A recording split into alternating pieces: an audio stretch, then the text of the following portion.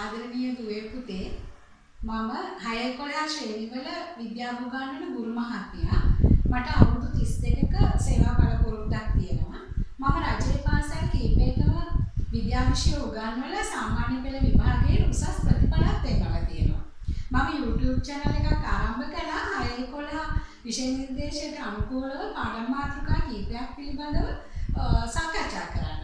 ඔබත් මා සමග එකතු වුණොත් ඔබට තේරෙවි විද්‍යා විෂය කියන්නේ ඒ තරම් අමාරු විෂයක් නෙවෙයි කියලා.